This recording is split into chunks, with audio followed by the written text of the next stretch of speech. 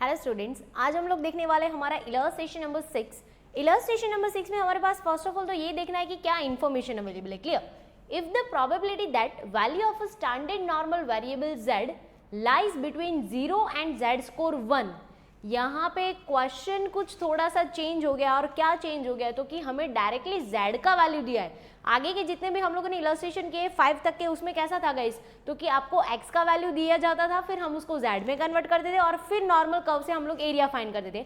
But यहाँ पे directly आपको ऐसा बोल दिया है कि z जो है वो लाइज हो रहा है बिटवीन 0 एंड z1, यानी कि हमारा जो क्वेश्चन है वो कुछ इस प्रकार से बनेगा कि p ऑफ, यहाँ पे z तो आ ही जाएगा क्योंकि ऑलरेडी z का ही वैल्यू दिया है, और कहाँ से कहाँ तक जा रहा है तो कि 0 एंड z1 के बीच में है, तो 0 एंड z1 ऐसा आ जाएगा हमारा क्वेश्चन। और ऐसा दिया है if the probability that the value of a standard normal variable z lies between 0 and z score z1 is 0.3925, यानी कि अब तक जो हम लोग लास्ट में आंसर फाइंड करते थे z का, वो ऑलरेडी हमें यहाँ पे दे दिया है। इट मीन्स कि इसका आंसर हमें पता है कितना है तो कि 0.3925।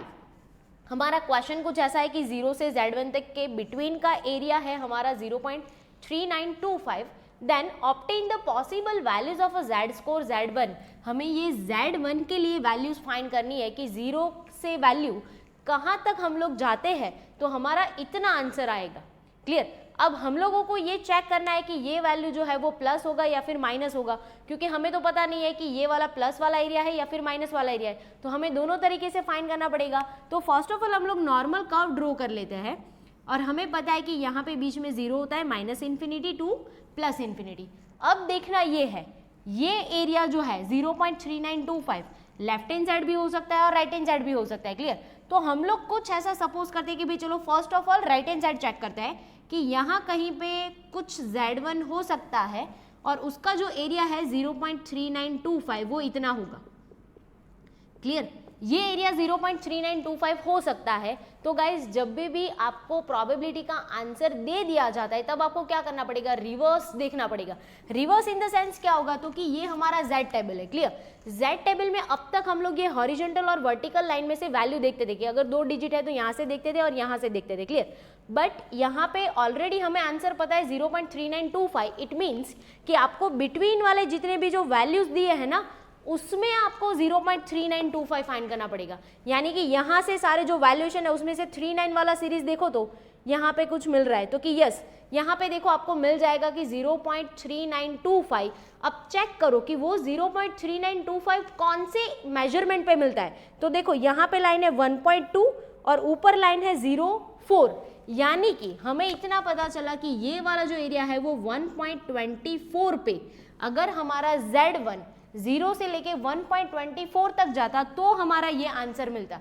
इतना हमें क्लियर हुआ। क्लियर। इट मीन्स कि अब हम लोग इसको लिखेंगे कैसे, तो यहाँ पे ऐसा हमें मालूम हुआ कि z1 का जो आंसर है वो 1.24 हो सकता है। But same as it is because of symmetric हम लोग प्लस का वैल्यू और माइनस का वैल्यू दोनों सेम टेबल में देखते हैं, तो यही चांसेस लेफ्ट हैंड साइड आने के भी तो हो सकते हैं ना। तो सेम एज इट इज उसको कैसे दिखाएंगे तो कि ये हमारा normal curve 0 minus infinity plus infinity, same as it is जैसा ये area left right hand side था वैसा लेफ्ट हैंड साइड भी हो सकता है कि हमें ऐसा लगा कि चलो z1 यहाँ पे भी तो हो सकता है ना, तो यहाँ पे है तो z1 कैसा हो जाता है गाइज, माइनस हो जाता है क्योंकि लेफ्ट हैंड साइड है। और ये area 0.3925। Same as it is हम लोगों को रिवर्स टेबल में देखना है, see in the z table, और हमें 0.3925 फाइंड करना है। Same as it is value मिलेगा हमें, कौन सा मिलेगा तो कि 1.24, but because of left hand side ये कैसा होगा, माइनस। इट मीन्स कि हमारे यहाँ पे जो z1 का वैल्यू है वो या तो -1.24 हो सकता है या तो फिर आपका +1.24 हो सकता है। यानी कि आप ऐसा लिख सकते हो कि z1 is equal two plus and minus 1.24, दोनों में से कोई भी एक हो सकता है, क्योंकि हमें यहाँ पे इतना क्लैरिफिकेशन नहीं दिया है कि ये वाला जो एरिया है वो प्लस साइड का है या फिर लेफ्ट साइड का है। Clear guys. अब हम लोग देखते हैं इलस्ट्रेशन नंबर 7। इलस्ट्रेशन नंबर 7 में हमारे पास ऐसा इन्फॉर्मेशन है, if the probability for standard normal variable z are as under, then obtain the value of a z score z1। Again यहाँ पे हमारा z का वैल्यू मिसिंग है। इट मीन्स कि क्वेश्चन फाइंड करना है और आंसर हमें पता होगा। तो देखते हैं कि थोड़ा सा अलग तरीके से क्वेश्चन दिया है। Area to the left of a z is equal to z1 is 0.95। यानी कि हमारा एरिया लेफ्ट से लेके शुरू होता है Z1 तक और उसका आंसर हमें पहले से दे दिया गया है और वो कितना है तो कि 0.95 है। तो फर्स्ट ऑफ ऑल ना Z वाला क्वेश्चन फ्रेम कर देते हैं क्योंकि यहाँ पे डायरेक्टली Z का ही वैल्यूएशन दिया है। क्लियर? तो हमारा क्वेश्चन फ्रेम कैसा होगा तो कि P of Z less then और इक्वल टू Z1। अब हमें यहाँ पे ऐसा क्वेश्चन हुआ कि यहाँ पे लेस देन क्यों लिया, क्योंकि हमें एरिया शुरू कहाँ से करना है, लेफ्ट साइड से। तो लेफ्ट साइड से जब भी एरिया शुरू करोगे तब लेस देन और इक्वल टू करना है, राइट साइड से जब भी एरिया शुरू करोगे तो ग्रेटर देन और इक्वल टू करना है। क्लियर? अब इसका आंसर हमें पता है कितना है तो कि 0.95। क्लियर? अब फर्स्ट स्टेप Z वाला क्वेश्चन हो गया, फिर देन आफ्टर क्या करेंगे हम लोग डायग्राम में उसको दिखाएंगे तो ज़्यादा आइडिया हमें क्लियर आ जाएगा। 0, -इन्फिनिटी एंड +इन्फिनिटी। अब देखो हमें एरिया कंसीडर करना है कहाँ से तो कि लेफ्ट साइड से कहाँ तक जाना है तो कि 0.95 तक जाना है। क्लियर? अब गाइज इतना दिमाग में थोड़ा सा हम लोग क्लियर कर लेते हैं कि हमारे जो टोटल कर्व का एरिया होता है वो कितना होता है, 1 होता है। दोनों साइड हमारा एरिया कितना होता है तो कि 0.5 होता है। क्लियर? अब देखो एरिया टू द लेफ्ट बोला है ना, तो हमें क्या करना है, लेफ्ट साइड से यानी कि -इन्फिनिटी से चलना शुरू करना है। कहाँ तक चलना है तो कि 0.95 आंसर आ जाए वहां तक। तो हमें तो इतना पता है कि भी चलो इतना चलोगे तो आपका एरिया कितना कवर होगा तो कि 0.5। इट मीन्स कि 0.95 कवर करने के लिए और आगे चलना पड़ेगा, और आगे हम 0.95 क्लियर करने के लिए कितना चलेंगे तो कि 0.45 चलना पड़ेगा। इन शॉर्ट आपको दिमाग में इतना ध्यान रखना है कि लेफ्ट साइड से बोला है तो लेफ्ट साइड से शुरू करना है। हम लोगों को ऐसा लगेगा कि अप्रोक्सीमेट 0.95 यहाँ पे आएगा तो वहाँ पे अटकेंगे। अब हमें कैसे पता चला कि 0.95 इधर ही आएगा, तो देखो यहाँ से चलना शुरू करो, इतना तो 0.5 हो जाएगा, 0.95 करने के लिए और आगे चलना पड़ेगा ना, और कितना आगे चलना पड़ेगा तो कि 0.45 जितना आगे चलना पड़ेगा। क्लियर? इट मीन्स कि अगर आप यहाँ तक जाते हो फॉर एग्जाम्पल तो ये आपका कितना हो जाएगा, यहाँ पे कहीं पे आपका Z1 हो सकता है और ये जो पूरा एरिया है वो हमारा कितना है तो कि 0.95। अब देखो हमें इतना पता चल गया कि ये एरिया हमारा 0.5 है और ये एरिया हमारा 0.45 है। क्लियर? अब देखो गाइस यहाँ पे तो Z1 का वैल्यूएशन है नहीं तो उसको देखने की कोई ज़रूरत है नहीं। यहाँ पे Z1 हमें मिल रहा है तो यहाँ पे Z1 का वैल्यूएशन हमें फाइंड करना है, तो कैसे फाइंड करेंगे, 0.45 के एरिया को रिवर्स देखने की कोशिश करेंगे क्योंकि ये आंसर्स हैं हमारे। क्लियर? अब क्वेश्चन ये होता है कि 0.95 क्यों नहीं फाइंड कर रहे, क्योंकि Z टेबल में या तो 0 से लेफ्ट साइड का वैल्यू मिलेगा या तो राइट साइड का मिलेगा। अब देखो लेफ्ट साइड का एरिया फाइंड करने का कोई मतलब है नहीं है क्योंकि यहाँ पे कहीं पे Z1 है ही नहीं। Z1 कहाँ पे है, राइट हैंड साइड है, तो राइट हैंड साइड एरिया कितना है 0 से आगे तो कि 0.45। तो हम क्या करेंगे 0.45 को Z टेबल में देखने की कोशिश करेंगे। अब यहाँ पे देखो 0.45 को फाइंड करो तो ये वाले टेबल में 0.45 फाइंड करना है आपको। देखो आपको 45 वाला सीरीज मिल जाएगा तो कि आपको ऐसा एक वैल्यूएशन मिलता है कि 0.4495 और अगेन उसके बाद ही का तुरंत ऐसा मिलता है कि 0.4505। एग्जैक्ट हमें 0.45 नहीं मिल रहा है, ये 0.45 से बिफोर का वैल्यू है और ये आफ्टर वाला वैल्यू है। क्लियर? 0.4494 यानी कि 0.45 से थोड़ा सा आगे है और ये 0.4505 ये 0.45 से थोड़ा पीछे है। अब ये वाला एरिया हम लोग देखो तो कहाँ पे मिल रहा है, तो आपको ये वाला एरिया मिल रहा है 1.64 पे और ये वाला एरिया आपको कहाँ पे मिल रहा है तो कि 1.65 से।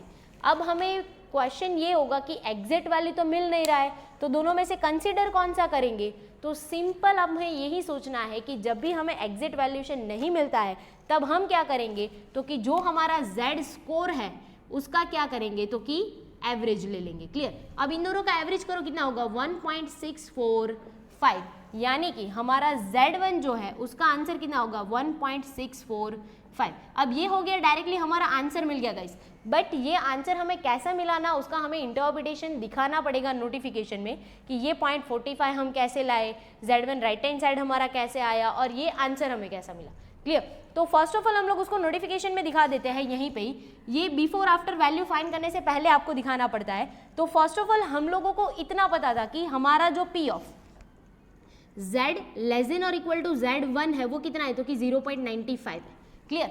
फिर हमें इतना पता चला कि 0.95 है ना वो इधर आ रहा है, तो हम ऐसा लिख सकते हैं ना कि is equal to P of -infinity less than Z less than equal to 0 plus P of 0 less than equal to Z less than equal to Z1। ये ऐसा हो जाएगा। हम लोगों ने 95 को कैसे कंसिडर किया था, इतना ये वाला एरिया इतना, फिर प्लस यहाँ तक, यानी कि 0.5 प्लस 0.45, इतना करके हम लोगों को टोटल कितना मिलता है 0.95।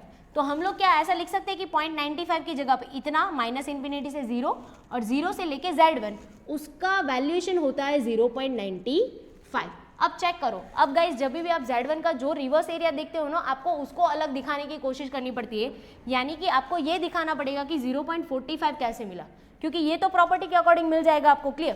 तो अब देखो माइनस इन्फिनिटी से 0 हमें पता है कि 0.5 है। क्लियर? प्लस ये वैल्यूएशन अभी हमें नहीं पता है क्योंकि हम लोगों ने पहले वो यहाँ पे कर लिया है, तो इसीलिए हमें 0.45 पता है, बट आपको ये नोटिफिकेशन में दिखाना जरूरी है।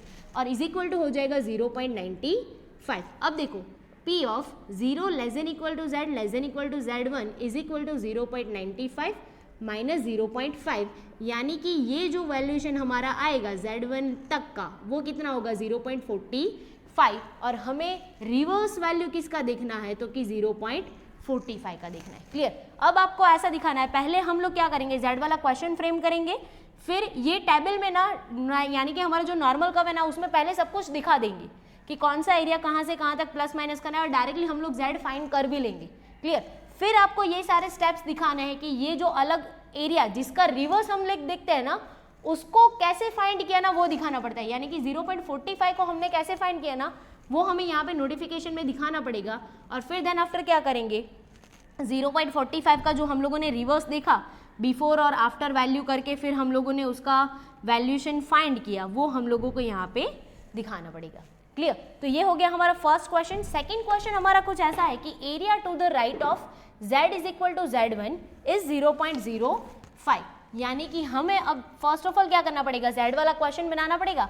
तो Z वाला क्वेश्चन देखो तो P of Z greater than और इक्वल टू Z1, क्यों? यहाँ पे लेफ्ट था तो लेस देन, राइट है तो ग्रेटर देन, इसका आंसर हमें पता है कि 0.05। अब फर्स्ट ऑफ ऑल हम लोग नॉर्मल कर्व में दिखा देते हैं तो ताकि डायरेक्टली हम लोगों को आंसर मिल जाएगा। गाइज हम लोग ऐसे टेक्निक से जा रहे हैं कि पहले आंसर मिल जाएगा फिर हम उसको नोटिफिकेशन में दिखाएंगे। क्लियर? अब फर्स्ट ऑफ ऑल देखो यहाँ पे क्या बोला, area to the right, right side से चलते चलते आना है, हमें सिर्फ कितना चलना है तो कि 0.05 तक का।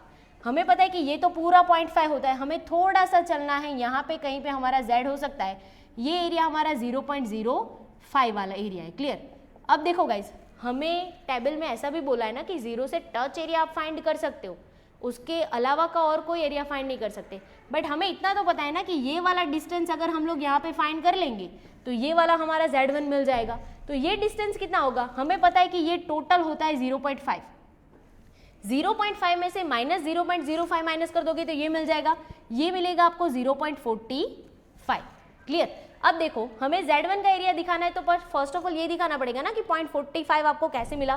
तो हम लोगों ने कैसे फाइंड किया इसको, 0 से इन्फिनिटी में से Z1 से इन्फिनिटी क्या कर दिया, माइनस कर दिया, तो ये वाला वैल्यूएशन मिल गया। और असेंडिंग ऑर्डर में ऑलवेज लिखना है, ये मत भूलना गाइस। क्लियर?